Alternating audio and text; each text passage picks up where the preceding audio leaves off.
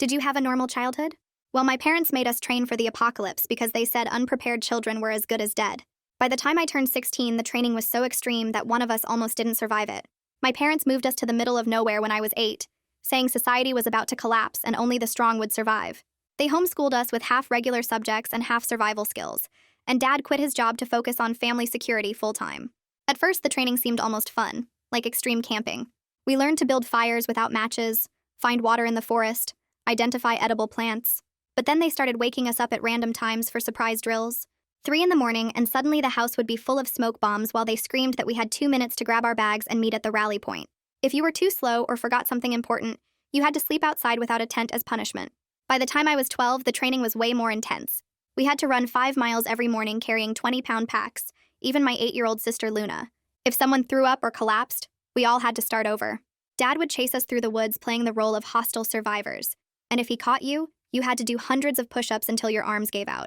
Mom taught us hand-to-hand combat, but she didn't pull her punches with kids, and I lost a tooth when she demonstrated a defensive move too hard. The food situation was insane too because they said we needed to be ready for starvation conditions. We'd have normal meals for a week, then suddenly nothing but rice and beans for a month to toughen our systems. Sometimes they'd hide all the food and make us forage, competing against each other because only the fastest got to eat. My brother Gabe got so skinny his ribs showed, and Luna started hiding food in her room until Mom found it and made her eat rotten meat as punishment for hoarding. When I was 14, Dad announced that we weren't getting hard enough fast enough. He started something called Hell Week once a month where we had to survive in the woods with nothing but a knife. No shelter, no food, no water unless we found it ourselves. They'd drop us in different spots miles apart so we couldn't help each other. The first time, I drank bad water and got so sick I hallucinated. But when I crawled home, Dad just said disease resistance was crucial for survival. They made us fight each other with padding and headgear at first. But eventually, Dad said real combat didn't come with protection. My older brother Caleb broke my nose during a training bout, and Mom said it herself without painkillers because she said medical supplies wouldn't exist after society collapsed. When Luna cried about having to fight her siblings, they made her stand guard duty all night in freezing rain because emotional weakness would get the whole family killed in the new world. The weapons training started with paintball guns that left welts the size of tennis balls. Then Dad decided paint wasn't realistic enough, and switched to rubber rounds that could break skin. He built an obstacle course with barbed wire you had to crawl under while he shot at you, saying real enemies wouldn't aim high. Caleb's back looked like hamburger meat from getting caught on the wire while trying to move fast enough to avoid getting hit. The summer I turned 16, they announced the final test. Each of us would be hunted through the woods for 24 hours by Dad and his survivalist buddies. If we got caught, we failed the family and would be sent to live with weak relatives in the city. But first, they said, we had to prove we could handle interrogation. They tied Caleb to a chair and Dad's friend put a cloth over his face, pouring water over it while demanding he give up our safe house location. Caleb passed out twice before they stopped. When it was Luna's turn, something in me snapped. She was only 12 and already had scars covering her body from years of this insane training. I couldn't watch them torture her too. I told them I'd take her place, do her interrogation, and her hunt. Dad laughed and said that kind of weakness would get us all killed, that Luna needed to learn just like everyone else. That night, they separated us into different rooms to prepare for tomorrow's hunt. I could hear Luna crying through the walls and Gabe throwing up from fear. They'd turned us into child soldiers for a war that wasn't even happening, breaking our bodies and minds for their paranoid fantasy. I tried to get to Luna, but my door was locked from the outside. In the morning, they lined us up and handed us each a single water bottle and compass. Dad's friends were already in the woods, armed with rubber rounds and worse. He explained the rules one more time. Survive 24 hours without getting caught or become dead to the family forever. As they pointed us toward the tree line, I saw one of the men loading what looked like real ammunition, not the rubber kind. Dad saw me notice and smiled. Time to find out if all that training paid off, he said, checking his watch. You have a 5-minute head start. Run. I run. My legs pump hard toward the tree line and my heart slams against my ribs so loud I can barely hear anything else. The timer beeps behind me and I know those 5 minutes just started ticking down, but I'm not running away from them like they expect. I'm already mapping the terrain in my head and calculating where Luna would go based on her size and the routes Dad drilled into us. She'd pick the thicker brush to the north where her small body could slip through easier. I angle east first to throw them off and then I'll circle back. My lungs burn, but I push harder because Luna needs me and I won't let them hurt her. The promise forms in my mind without words, just a solid knowing that I'll do whatever it takes to keep my little sister alive. This stopped being about their insane test the second I saw real bullets. This is about survival now. Real survival, not their twisted version of it. I hit the drainage ditch Dad taught us about during one of his endless terrain lessons and drop into it. The bottom is muddy and gross, but it hides my tracks perfectly.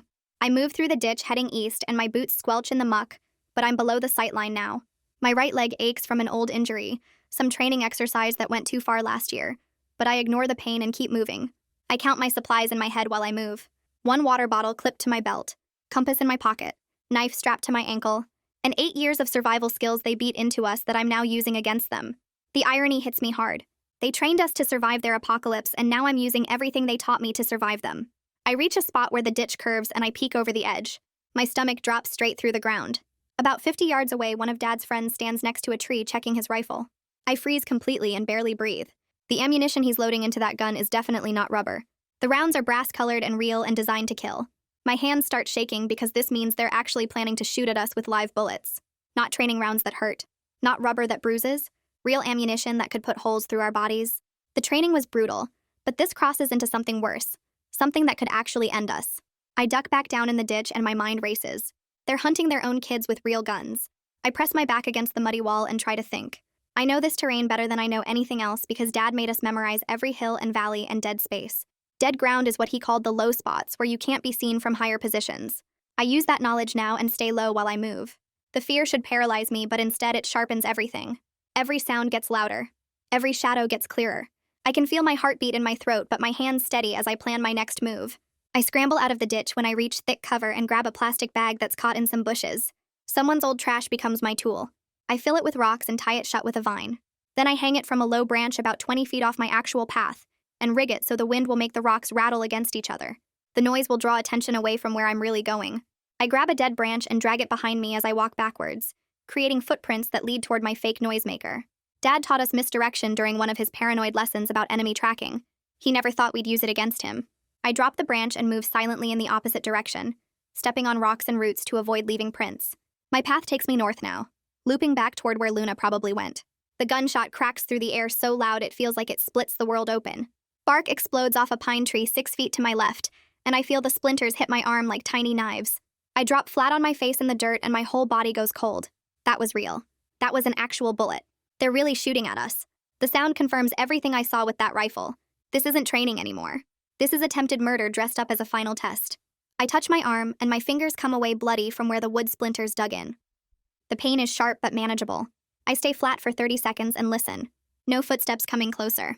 Whoever shot missed me and probably thinks they scared me into running.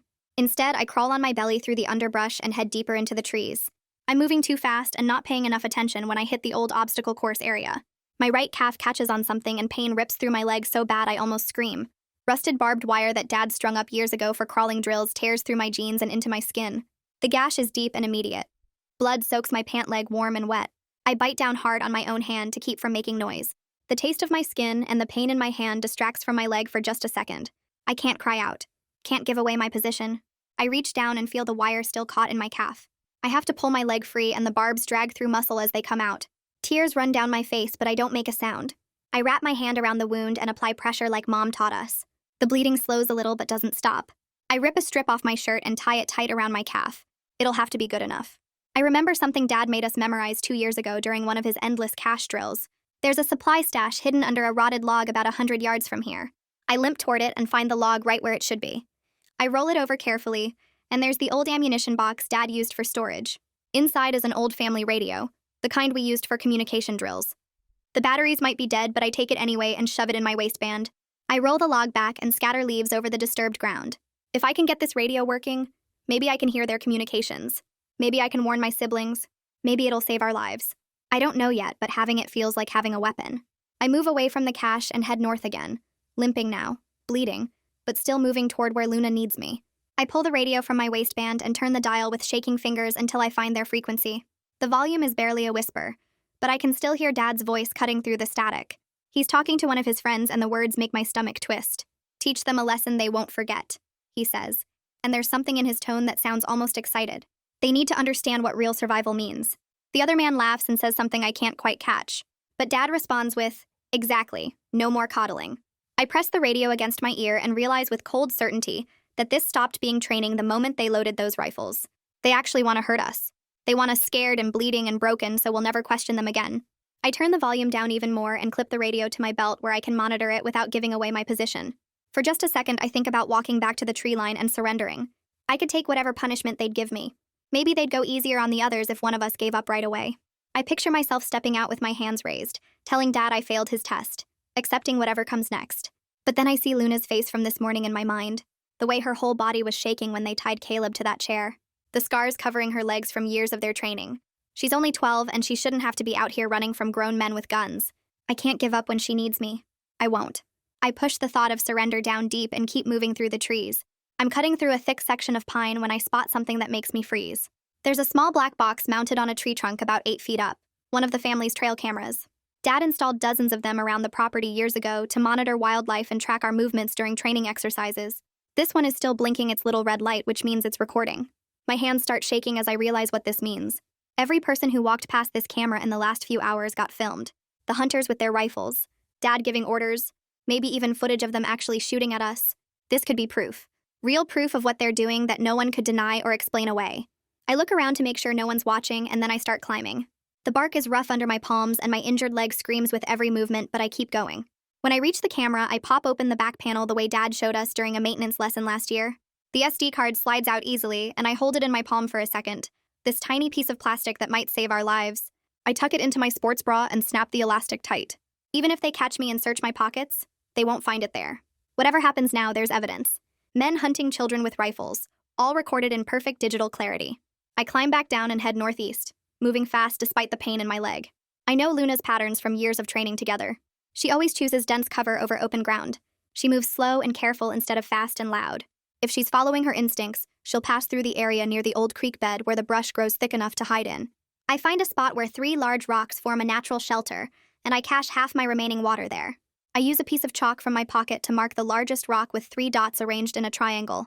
It's our secret sister code, something we made up when we were little and kept hidden from everyone else. 3 dots means safe, or from me, depending on context. Luna will know I left this for her.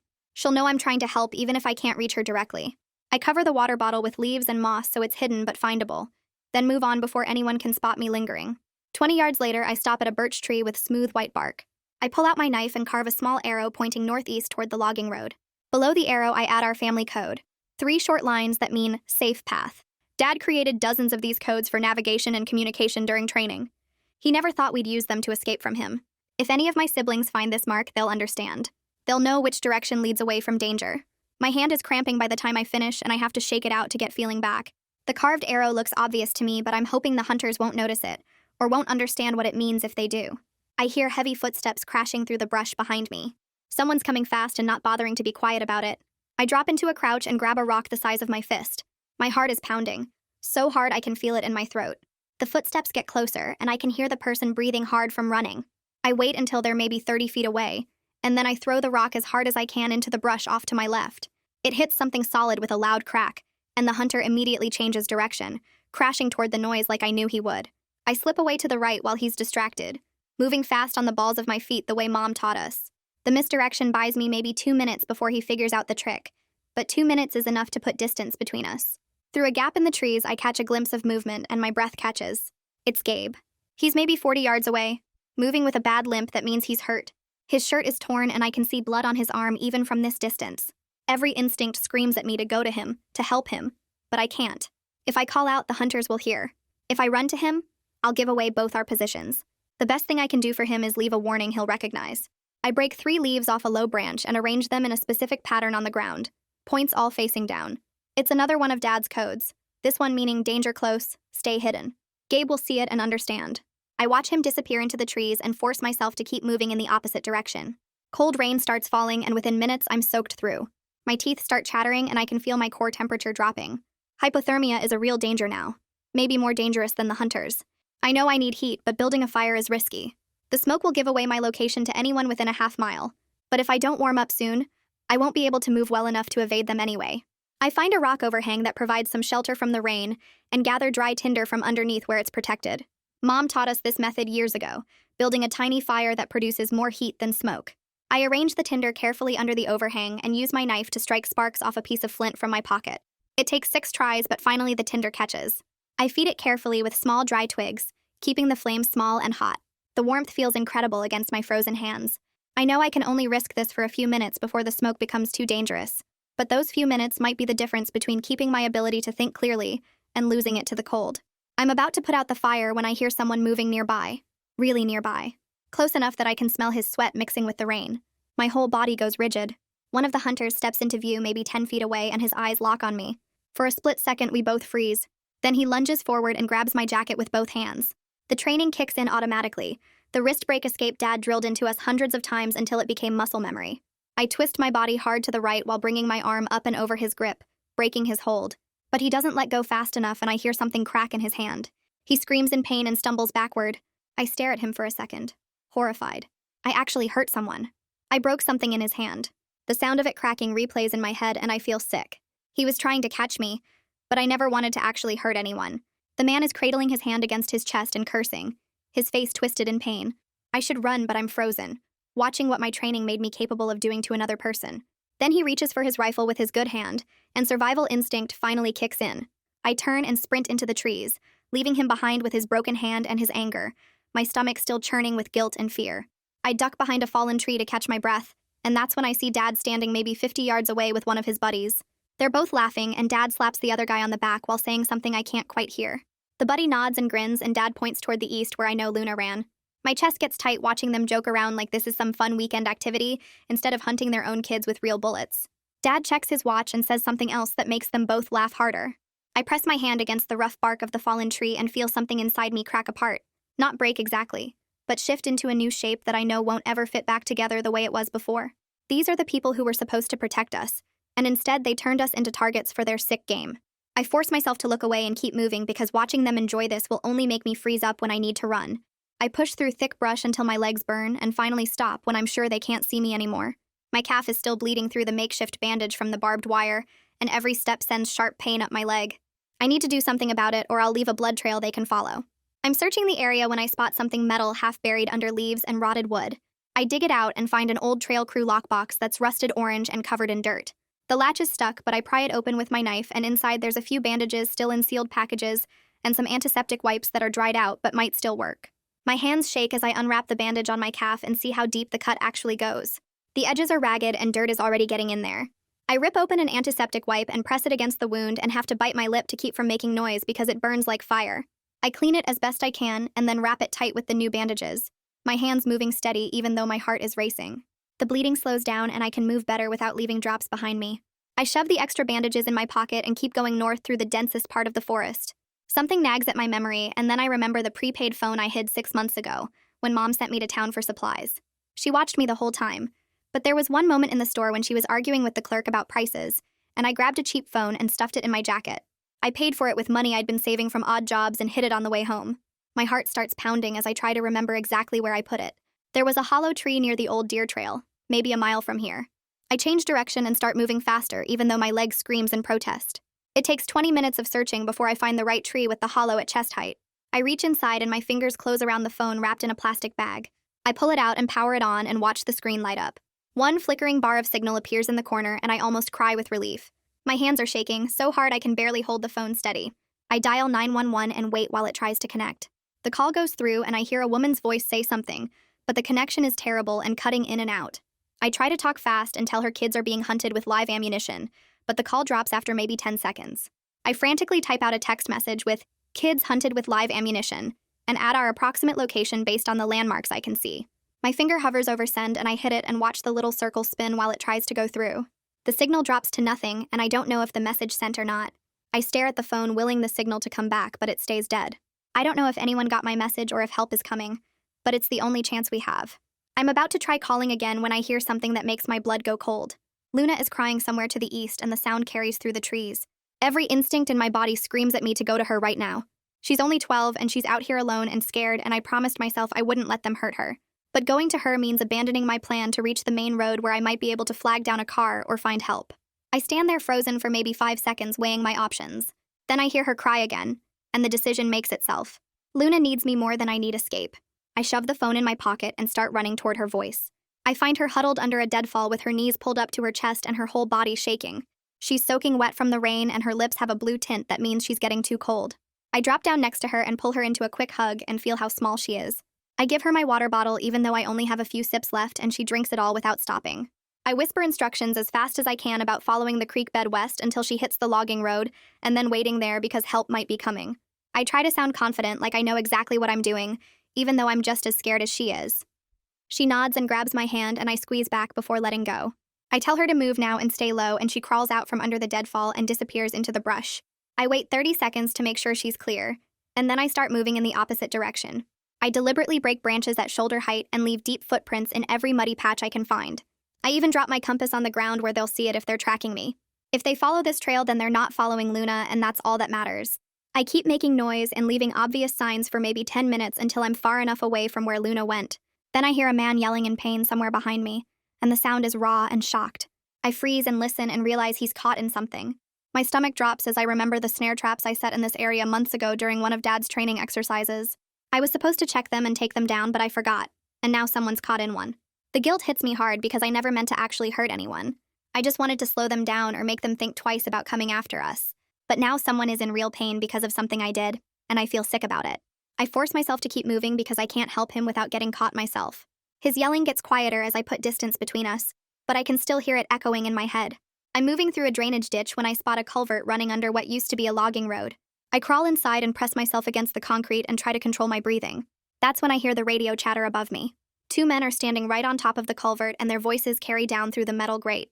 They're coordinating search patterns and calling out time checks, and one of them says they need to sweep the eastern section again. I memorize every detail I can about their positions and timing, because it might matter later if we survive this. They mention checking the creek bed, and my heart stops because that's where I sent Luna. I grip the phone in my pocket and silently beg them to go a different direction. After what feels like forever, they move on, and I wait another 5 minutes before crawling out. The phone battery icon is flashing red, and I know it's almost dead. I power it down completely to preserve whatever charge is left, because those 911 text logs are the only proof of what's happening out here. If anyone ever needs evidence of what our parents did to us, then that phone has it saved. The evidence matters even if I don't make it out of these woods alive. I crawl out of the culvert, and the rain hits my face hard enough to sting. Through the gray sheets of water, I can barely make out the old logging road about 200 yards away. A truck moves slowly along it, and the sight makes my chest tight because this might be our only chance. I push up from the mud and start running toward the road with no cover and no plan except getting help right now. My legs burn, and the gash on my calf tears open wider with each step, but I keep going. The truck is getting farther away, and I wave my arms over my head and scream, even though the rain probably swallows the sound. The brake lights flash red, and the truck slows down, and I run even harder. I reach the edge of the road just as the driver rolls down his window, and his eyes go wide when he sees me. I know I look bad with mud covering my clothes and blood running down my leg, and my hair plastered to my face. He opens his mouth to say something, but I cut him off and point back at the woods. I tell him men are hunting kids with guns in those woods, and my voice comes out shaky but clear. His face changes from confused to angry in about 2 seconds, and he pulls out his phone. He tells me to get in the truck, but I shake my head because I need to do something first. He's already dialing 911 and talking fast while I back away from the truck. I hear him say something about armed men and children in danger, and the words make it feel more real. I run back toward the culvert area because the phone and SD card are still there, and I need to hide them better. My hands shake as I dig under the concrete edge and find the phone where I left it. I look around for a rock formation that I'll remember and spot 3 boulders stacked in a weird way about 30 feet from the culvert. I shove the phone and SD card deep into a crack between the bottom 2 rocks and cover it with smaller stones and dead leaves. If they catch me now, at least the evidence stays safe and someone will find it eventually. I turn to head back to the truck and almost trip over Gabe crouched in the brush. His face is pale and his hands are shaking, and there's a cut above his eye that's still bleeding. I grab his arm and tell him to come with me right now because help is coming and we can get out of here. He pulls away and shakes his head hard. He says he can't fail the family by giving up, and the words sound like they came straight from Dad's mouth. I want to scream at him that this isn't about passing some test, but I keep my voice low. I tell him the family already failed us by doing this, and going to live with relatives isn't failure. I tell him it's escape from people who hurt us on purpose. His eyes flicker with something that might be doubt, but he still won't move. I can see him fighting with himself, and I wish I had more time to convince him. Voices drift through the trees, and they're getting closer fast. I make a choice in about half a second and shove Gabe hard toward the road. He stumbles forward and catches himself, and I pray he keeps going that direction. I run the opposite way and make as much noise as I can so they follow me instead of him. Branches slap my face and thorns tear at my arms, but I push through. A gunshot cracks behind me, and I hear the bullet hit rock somewhere to my left. Stone chips spray against my back and sting through my wet shirt. My lungs feel like they're on fire, but I keep running because stopping means getting caught or shot. I use every trick Dad taught us about moving through terrain and cut through a section I know has thick brush that slows people down. I can hear someone crashing through behind me, but they're not as fast because they don't know this area like I do. I circle back using a dry creek bed that's hidden by overhanging trees. My breath comes in hard gasps and my leg is screaming, but I force myself to keep moving. Through a gap in the trees, I see Dad and my whole body goes cold. He's got Luna by the arm and his fingers are digging in hard enough that I can see white marks on her skin. She's trying to sit down and he yanks her up rough. His face is red and angry and he's saying something I can't hear from this distance. Luna's leg gives out and she starts to drop again. Dad pulls his hand back and hits her leg hard with his open palm. The sound carries across the space between us and Luna cries out. Something hot and sharp fills my chest, and it's different from any feeling I've had before. I stay hidden in the brush and force myself to watch instead of running out there. I look at the sun position through the rain clouds and figure it's around 2 in the afternoon. I memorize the exact spot where they're standing near 3 pine trees that form a triangle. I listen to every word Dad says about her being weak and useless, and how she's going to get the whole family killed. I watch him strike her leg again when she can't stand up fast enough. My hands curl into fists so tight my nails cut into my palms. I'm making a record in my head of every single detail because someone is going to listen to us eventually, and when they do, I'll remember all of this. The sound starts far away but gets louder fast. That rising and falling wail of sirens cutting through the rain and trees. Dad's head snaps up and I see his whole face change from angry to something else. Something closer to afraid. The men with rifles freeze where they're standing and one of them starts talking fast into a radio. Dad yanks Luna to her feet and barks orders at his buddies to scatter. To get out of here now, and suddenly the hunters who were chasing us are running away through the woods. I stay hidden and watch them crash through brush in different directions, leaving gear behind in their rush to disappear. Dad drags Luna a few steps, then lets go of her arm and takes off running himself, abandoning her in the middle of the clearing. Luna drops to the ground and curls into a ball and I want to run to her, but the sirens are so close now that I need to wait for the right moment. Through the trees, I see the flash of red and blue lights on the old logging road. Car doors slam and I hear voices calling out official words about sheriff's department and showing yourself. My whole body is shaking as I step out of the brush with both hands raised as high as I can get them. A deputy in a tan uniform spots me immediately, and his hand goes to his gun, but he doesn't draw it. I keep my hands up and try to make my voice work, but it comes out as a croak at first. The deputy moves closer and tells me to stay where I am, that I'm okay, and I nod because I can't find words yet. My legs feel like they might give out, but I force myself to stay standing because I need to tell them everything right now before anyone gets away. Another deputy comes up beside the first one, and this one has a name tag that says Brooks. He's older with gray in his hair, and when he looks at me, his expression goes from alert to concerned. He asks if I'm hurt, and I shake my head even though that's not exactly true. Then the words start pouring out of me so fast I almost trip over them. I tell him my sister Luna is right there in that clearing about 30 yards east, and she can't walk well because Dad hit her leg. I tell him my brother Gabe ran toward the road earlier and might be hiding near the culvert. I tell him my oldest brother Caleb is still out here somewhere, and I haven't seen him since the hunt started. I tell him the men have live ammunition, not rubber rounds, and they were actually shooting at us with real bullets. Deputy Brooks' face goes hard and angry when I say that last part, and he radios for more units immediately, speaking in codes I don't fully understand, but I catch the words armed subjects and endangered minors. He tells me I'm safe now and nothing bad is going to happen to me anymore. The words don't feel real yet, because safe isn't something I know how to recognize after 8 years of training that taught me nowhere is ever truly safe. More deputies arrive within minutes and they spread out to secure the area, calling out to each other as they move through the woods in pairs.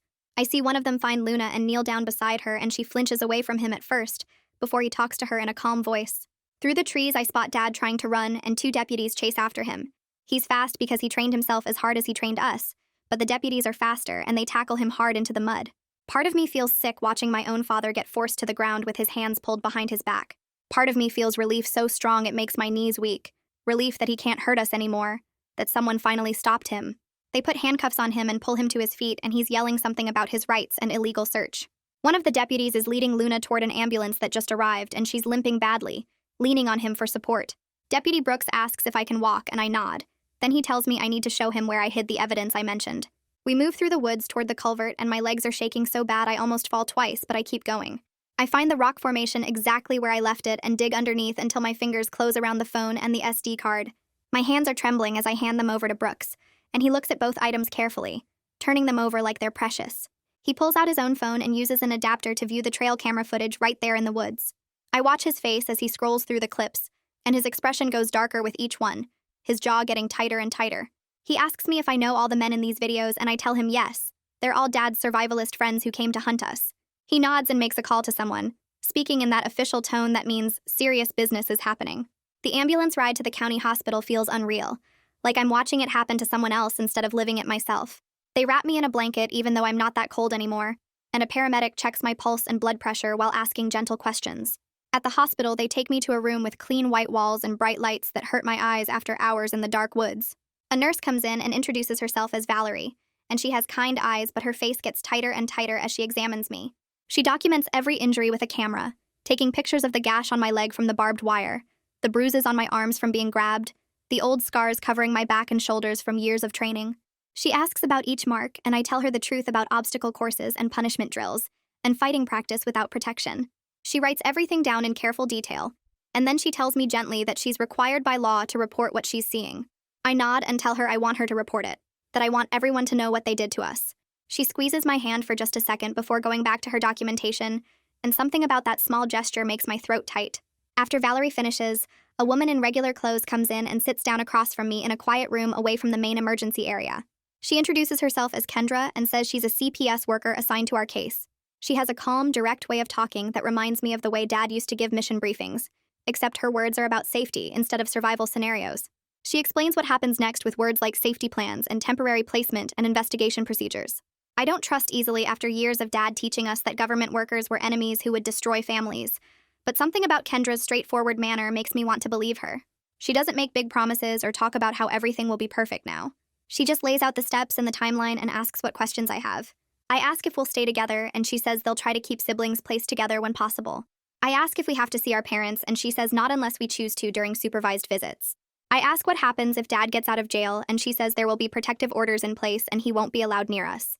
They bring Gabe and Luna into the hospital about 20 minutes later, and I see them through the doorway before they see me. Luna's legs are covered in bruises that look purple and black under the fluorescent lights. Gabe has cuts on his arms that they're cleaning and bandaging, and his face is pale and drawn. When they finally bring them into my room, we just grab onto each other and hold tight without saying anything. Words can't cover what we've been through together, what we survived today, what we lived through for 8 years before today. Luna is crying against my shoulder, and Gabe's whole body is shaking, and I'm probably shaking too, but I don't let go of either of them. We stay like that until a nurse gently tells us they need to finish examinations and we'll have time together again soon. In a nearby room, I hear Mom's voice talking to the police, and at first I think I'm imagining it because the words sound so disconnected from reality. She's telling them that everything they did was out of love, that they were preparing us to survive the collapse of society, that we would thank them someday when we were the only ones left alive. The words sound completely insane now that I'm hearing them in a normal hospital surrounded by normal people whose faces show horror instead of agreement. One of the officers responds in a flat voice that hunting children with firearms isn't preparation, it's child endangerment, and Mom's voice rises as she insists they don't understand the greater threat. I turn away from the door because I can't listen anymore, can't process how she genuinely believes the things she's saying. A woman in a business suit comes in later and introduces herself as Kenley Savage, an assistant district attorney. She sits down and explains the potential charges they're considering against our parents, using terms like child endangerment and assault and reckless endangerment with a firearm. She's honest that prosecution isn't guaranteed, that they need to build a strong case and gather all the evidence. But she says what happened today combined with the trail camera footage and our statements gives them solid ground to work with. I appreciate that she doesn't make promises she can't keep, doesn't tell me everything will definitely work out a certain way. She just lays out the possibilities and the process, and tells me that my voice matters in all of this, that what I saw and experienced is important evidence. She leaves me her card and says I can call if I think of anything else, or if I have questions as things move forward. The hospital wants to keep us overnight for observation, and they set up rooms where the three of us can stay close together. Luna won't let go of my hand even when the nurses need to check her vitals, and I don't make her let go because I understand needing that anchor. Gabe sits on the edge of his bed staring at nothing, and I recognize that look, that processing shock that comes after adrenaline fades. Someone brings us food from the cafeteria, and it's just regular hospital food, nothing special. But we eat it slowly like we're afraid it might disappear. For the first time in 8 years, no one is timing how fast we eat or making us compete for portions, or punishing us for taking too much. The simple act of eating without fear feels strange and overwhelming, and I have to put my fork down twice to steady my breathing. That same night, Kendra takes us to a courthouse where a judge is waiting even though it's almost 10 o'clock. The judge is an older woman with gray hair, and she looks at the three of us sitting in a row and asks if we understand what's happening. I nod and explain that we need to be placed somewhere safe away from our parents. She reads through Deputy Brooks' report and the medical documentation, and her mouth gets tighter with each page. She asks me directly if I want to go back home, and I say no. So fast the word comes out like a reflex. She asks Luna and Gabe the same question, and they both shake their heads. The judge signs papers right there and tells us we're now under emergency protective custody of the state. She says our parents can't contact us or come near us and that we'll be placed in a safe location tonight. The relief hits me so hard I can't hold it together anymore. I start crying in a way I couldn't let myself do in the woods. Big, ugly sobs that make my whole body shake. Luna grabs my hand and she's crying too, and even Gabe has tears running down his face. The judge's expression softens and she tells us we're safe now, that we did the right thing by asking for help. Kendra drives us to a temporary shelter on the other side of town, and the building looks normal and quiet. She shows us to a room with 3 beds and clean sheets and tells us we can lock the door from the inside if we want to. The idea of choosing when to lock a door feels strange and important at the same time. She leaves us with some donated clothes and toiletries and says she'll be back in the morning to check on us. Our first night in the shelter feels completely wrong in ways I didn't expect. There's no one yelling at us to wake up for drills. No one timing how fast we move from bed to door. I lie in the dark listening to Luna's breathing and Gabe shifting in his bed, and I can't fall asleep. My body keeps waiting for danger that doesn't come. Every small sound makes me tense up, expecting Dad to burst through the door or an alarm to start blaring. Around 3 in the morning, I finally drift off but wake up an hour later in a panic, thinking I missed a drill and will be punished. It takes me several minutes to remember where I am and why I'm here. Luna wakes up crying twice, and I move to her bed and hold her until she falls back asleep. Gabe never seems to sleep at all, just stares at the ceiling with his eyes reflecting the tiny bit of light from the window.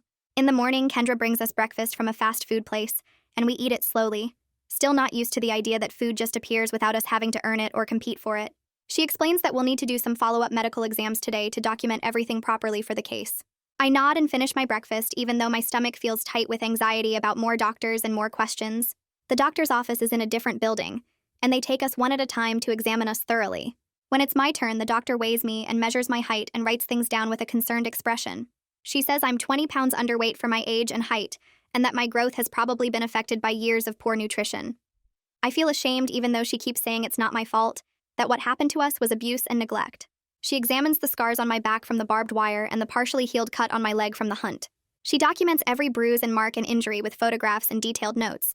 She explains that years of starvation training have left physical marks that won't fade quickly, that my body will need time and proper nutrition to recover. When she's done with me, I wait in the hallway while Luna goes in, and I can hear Luna crying through the door when the doctor asks her about certain injuries. Gabe comes out looking pale and won't meet my eyes. The doctor tells Kendra that all 3 of us show signs of long-term malnutrition, and that Luna has some partially healed fractures that were never properly treated. The words make me want to throw up because I knew we were being hurt, but hearing it described in medical terms makes it feel more real somehow. Back at the shelter, Kendra shows me a tablet and pulls up a local news website. There's a story about our case, but it doesn't use our names. Just says that 4 children were rescued from a dangerous situation involving armed adults. The article is short and doesn't have many details, but the comments section below it goes on for pages.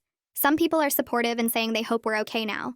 Others are saying we must be lying or making it up for attention, that parents have a right to raise their kids however they want. Someone writes that survival training is actually good parenting, and we're probably just soft kids who couldn't handle discipline. Reading the comments makes my chest feel tight and my face get hot. Kendra sees my expression and gently takes the tablet away. She tells me not to read the comments, that people who don't understand what happened will say all kinds of things that aren't true or fair. I try to follow her advice, but it's hard knowing that strangers are out there saying we're liars when they weren't the ones being hunted with real bullets. She reminds me that what matters is that we're safe now, and that the people who need to believe us do believe us. The next day, they arrange supervised sibling time in a room at the shelter where we can be together without other people around. Luna won't let go of my hand the entire time, gripping it so tight my fingers start to go numb. She keeps asking if we're really safe now, if Dad can find us here, if they're going to make us go back. I tell her yes, we're safe, even though I'm not entirely sure myself, because she needs to hear it from someone she trusts. Gabe sits away from us looking angry and confused, and when I try to talk to him, he just shakes his head. He says he doesn't know what to think anymore. That part of him still believes Dad was trying to help us survive. I want to shake him and make him see how messed up that is, but I know he's been through the same trauma we have, and his brain is trying to make sense of it in whatever way it can. Luna starts crying again and asks if we'll always be together, or if they're going to split us up. I promise her we'll stay together no matter what, even though I have no idea if that's a promise I can actually keep. The 3 of us end up sitting close on the couch, and Luna falls asleep with her head on my shoulder, while Gabe stares at nothing.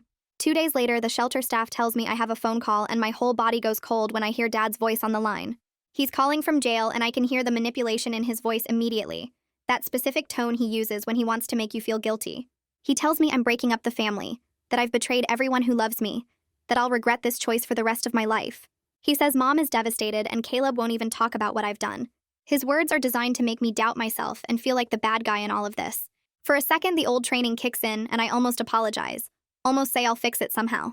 But then I remember the safety plan Kendra taught me for exactly this situation. I tell him I have to go, and I hang up the phone before he can say anything else. My hands are shaking, so bad I can barely put the phone back on the receiver. I sit down on the floor and pull my knees to my chest and just shake for what feels like 20 minutes. One of the shelter workers finds me there and sits with me until I can breathe normally again. She doesn't ask what happened, just stays nearby until the shaking stops. A week after we arrived at the shelter, people from the school district come to meet with us about enrollment. Kendra is there too, and she explained earlier that we'll need to start attending regular school since we can't be homeschooled anymore. The school people are surprisingly gentle about the whole thing, saying they understand we've never been in a normal classroom before. One woman who introduces herself as the district coordinator suggests starting slow with just a few hours a day, gradually building up to a full schedule as we get more comfortable. She explains that they have counselors and support staff who work with kids in difficult situations. I agree to try it because I don't really have a choice. But the idea of a full school day surrounded by normal kids who've had normal lives makes me want to throw up. Luna looks scared but nods when they ask if she's willing to try. Gabe says he'll go, but his voice is flat and empty. They give us schedules and supply lists and information about the school bus route. Looking at the papers makes it all feel too real, like we're actually supposed to just join normal society after everything that happened. My first day at the public school is worse than I imagined. The building is huge and crowded and loud in ways that make my skin crawl. Kids are everywhere, talking and laughing and shoving each other in ways that seem friendly but make me flinch. I'm supposed to go to something called homeroom, but I get lost trying to find the right classroom. The hallway gets more crowded as the bell gets closer, and suddenly I can't breathe right. My vision starts to narrow and my heart is pounding so hard it hurts. I end up crouched against a wall with my hands over my ears trying to make everything stop. The school counselor finds me there and she doesn't touch me or crowd me, just sits down nearby and starts talking in a calm voice. She coaches me through a grounding technique, asking me to name 5 things I can see, 4 things I can touch, 3 things I can hear. I use the breathing exercises she teaches me and actually manage to calm down after a few minutes. It feels like a small victory that I didn't completely fall apart, that I used a technique and it worked. She walks me to my first class and tells the teacher I had a rough start, but I'm okay now. The other kids stare at me when I walk in late, but I keep my head down and find an empty seat. 3 weeks later, there's a preliminary court hearing where I have to testify about what happened during the hunt. Kendra prepared me for this, but actually sitting in the courtroom with Dad and Mom on the other side is harder than I expected. The prosecutor asks me questions about the training and the hunt and the guns, and I answer as honestly as I can. My voice shakes, but I keep going, forcing the words out even when they feel stuck in my throat. I look at the judge instead of at Dad because if I look at him, I'll lose my nerve completely. I tell the truth about the guns and the fear and the years of training that got more and more extreme. I describe the waterboarding and the starvation and the injuries that never got proper medical care. Dad's lawyer tries to make it sound like everything was normal parenting and survival education, but I don't let him twist my words. I say clearly that we were being hunted with live ammunition by grown men, and that I thought we were going to die.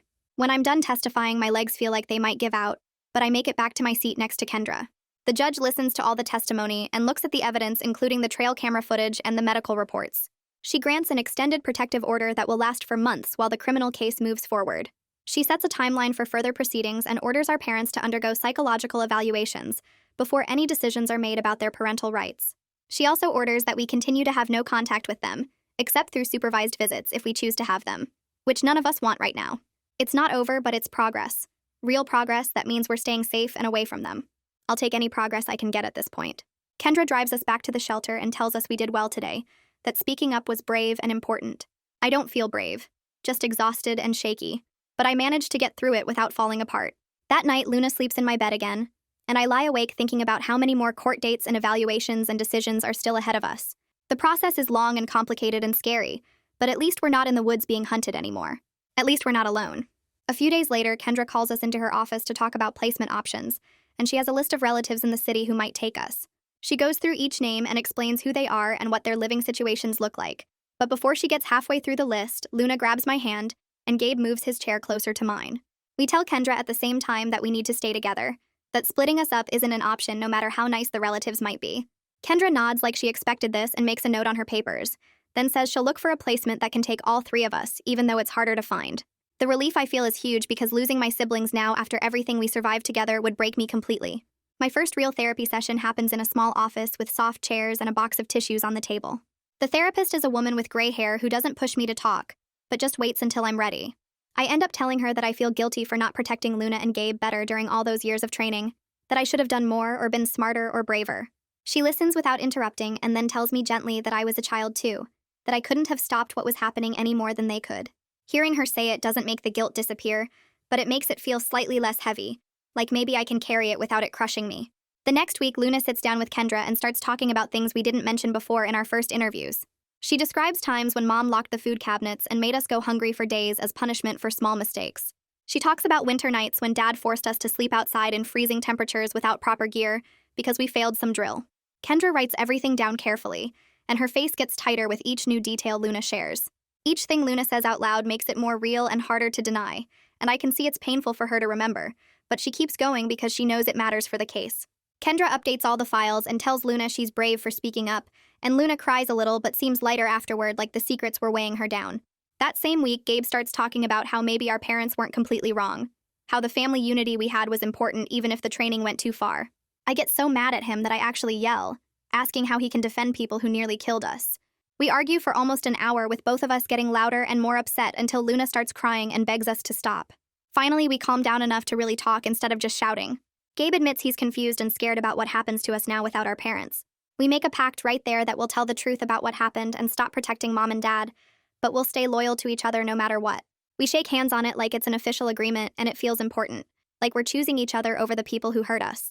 A few nights later, we're sitting in our temporary placement eating cheap pizza from a box, and Gabe makes some stupid joke about how the pepperoni looks like the target circles Dad used to make us shoot at. It's not even that funny, but suddenly we're all laughing so hard that soda comes out of Luna's nose, which makes us laugh even harder. The laughter feels normal and light in a way I haven't experienced in years, like we're just regular kids making dumb jokes instead of survivors of something terrible. For those few minutes, I forget about court dates and therapy appointments and just enjoy being silly with my siblings. The next day, an envelope arrives through our parents' attorney, and my therapist suggests I read it with her present in case it's upsetting. I open it and start reading their words about how everything they did was out of love, how society really is dangerous and they were just trying to prepare us. They never actually say sorry for anything specific, just keep explaining and justifying like if they use the right words, we'll understand they were right all along. My therapist asks how I feel about responding, and I think about it for a minute before deciding they don't deserve my energy anymore. Writing back would just give them another chance to manipulate us, and I'm done with that. I fold the letter and put it back in the envelope and tell my therapist I want to focus on moving forward instead of arguing with people who will never admit they were wrong. Deputy Brooks calls a few weeks later and asks if I'm willing to go back to the woods where the hunt happened, so the prosecution can map the scene accurately for trial. I'm scared to go back, but I agree because I want them to have all the evidence they need. Brooks drives me out there with another deputy, and we walk through the forest in daylight with their police radios crackling. I show them where I hid the phone, where I saw the man with live ammunition, where Luna was crying under the deadfall. Walking through it all again with police protection helps me see it differently, like the place that terrified me is just ordinary forest now without armed men hunting us. My body still remembers the fear and muscle memory, but my brain can process that it's over now, that this is just trees and dirt and rocks. That night, back at the placement, I sit down with a notebook and start drafting a victim impact statement for the court proceedings that are still months away. Finding my own words to describe what happened feels powerful in a way I didn't expect. I'm not just repeating what Kendra or the prosecutor tells me to say, I'm claiming my own story and my own voice. I write about the fear and the pain and the years of training that broke us down. I write about how I still wake up sometimes thinking I hear Dad yelling drill commands. I write about watching Luna get hurt and not being able to stop it. The words come easier than I thought they would, and by the time I finish, my hand is cramping, but I feel stronger. Over the next few weeks, we settle into our new placement house with all three of us together in the same building. We start building routines that feel almost normal, like going to the school and doing homework and having assigned chores that are just regular house stuff, not survival training. My bedroom has a door that locks from the inside, and I can choose when to open it, which feels like the most important kind of safety. Because it's safety, I control myself. Luna decorates her room with posters, and Gabe joins a gaming club at the school. And slowly we're becoming kids again instead of soldiers. The nightmares still come sometimes, and the fear doesn't just disappear, but we're learning what normal life looks like, and it's so different from what we knew before. Well, that's the dramatic finale no one was waiting for. If you're still watching, you've either got great taste or really low standards. Either way, I'm not judging. Go ahead and subscribe. Let's make this mistake together.